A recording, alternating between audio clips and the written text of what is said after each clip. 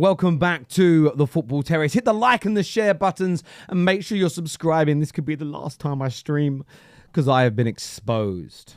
Exposure season on the Football Terrace, and I'm a bit nervous to talk about it.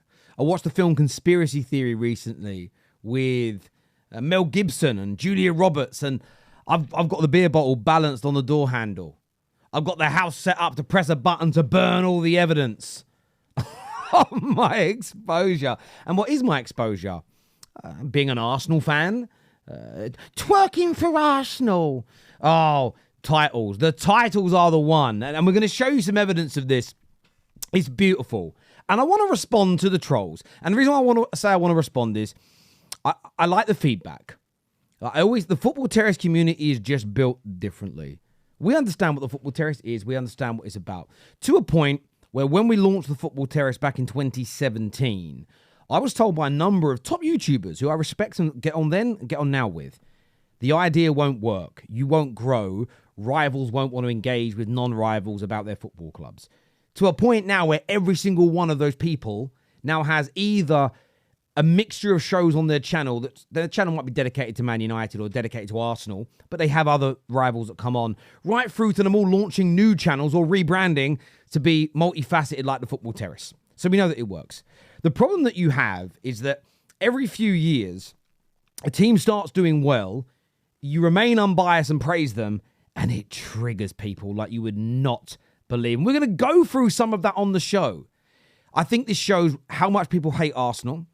Of course, there's an abundance of people that don't like me. The funniest thing is, if you don't like me or my content, why are you watching it? If you don't subscribe and tell YouTube I'm not interested, you never need to. You never need to speak about it. There's like this TikToker did a video on me the other day, talking about how much he doesn't like the terrace. Why? Why?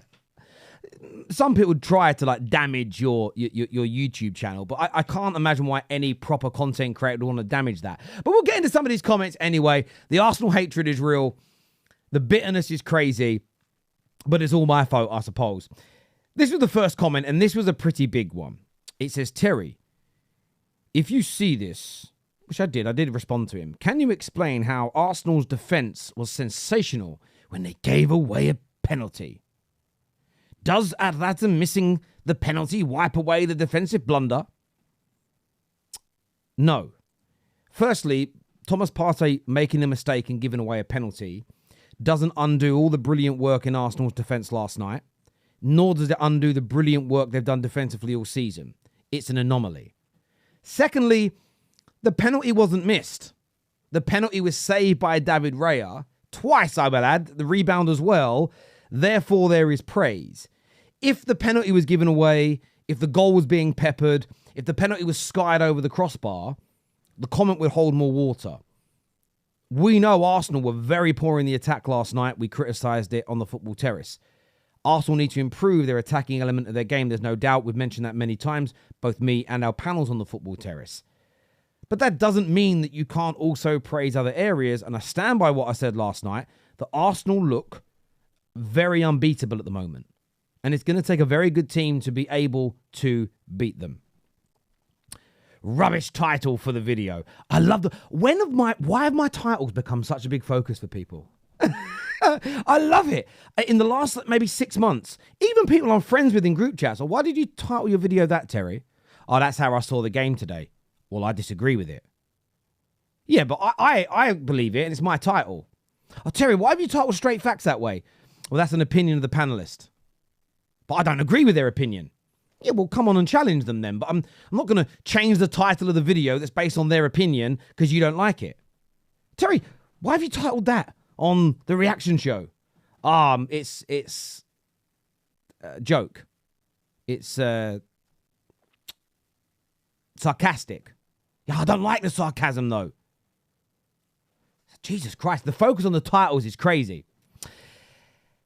And I usually see you as someone who is sensible and balanced. So first of all, doesn't like the title of this particular video, but sees me as someone who's sensible and balanced. We were absolutely garbage tonight. Worst performance I've seen in ages. And it's clear the manager doesn't believe in his team without Odegaard.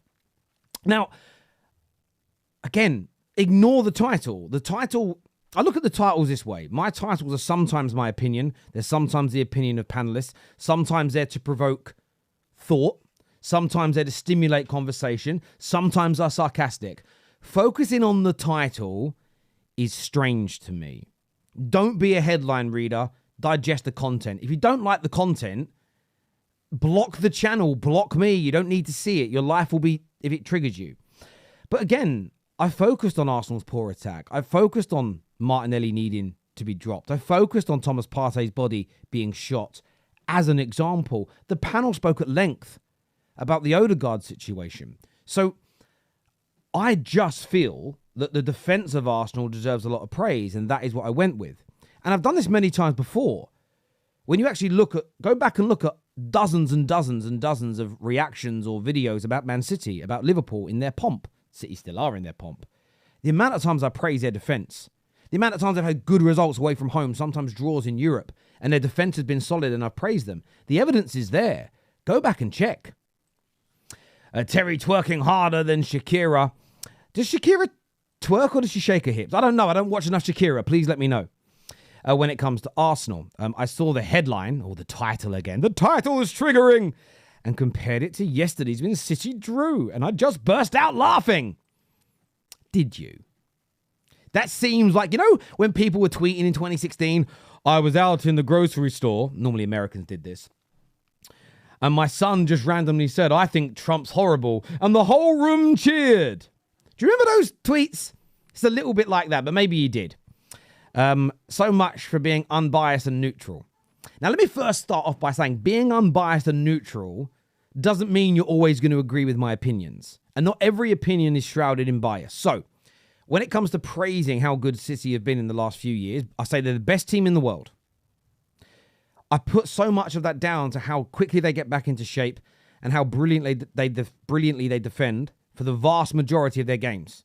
I put that above the tiki-taka. I put it above the one-touch football. I put it above the goals, the creativity. Their defensive structure, for me, is almost the most important part of City. Said that for 5, 6, 7 years. Equally, how am I being biased towards Arsenal when this particular season, I still see City as the best team in the world. I see them as the outright favourites to win the Premier League. I think they've got the best attack in Europe overall. I think it's the most balanced and will score the most goals over the course of this season. Although it's just Haaland scoring now, I think the others will come good. I had them as a favourite to win the Champions League this season as well. I did predict PSG as like an outside chance. It was almost like, oh, can you imagine if PSG did it? But my actual favourites are Man City. So how am I predicting them to be my favourites, saying they're the best team in the world, but yet I'm biased towards another team? The reason that I said last night City struggled is consistently they were cut through on the counter-attack. And unlike City normally, they're so strong defensively that rarely happens. So it was a comment about an individual situation within a game. Some match reactions are like that. There are others, like last night, where I look at the defence on the night plus the defence overall this season and say, wow, Arsenal do really looked unbeatable again. Because I felt they did. I didn't think they were going to win last night, but they didn't look to me like they were going to lose at any particular point. Invincibles. Terry is proper simping for Arsenal when City drew with Inter. Terry said nothing but simps all over Arsenal's draw. Well, this isn't true. I said that City's attack was still pretty good, but they missed big chances. I actually predicted City to win the game. I went a bit overboard with the score prediction to wind up Mo on the show, but I put them as the favourites to win the game. I didn't with when it come to Arsenal.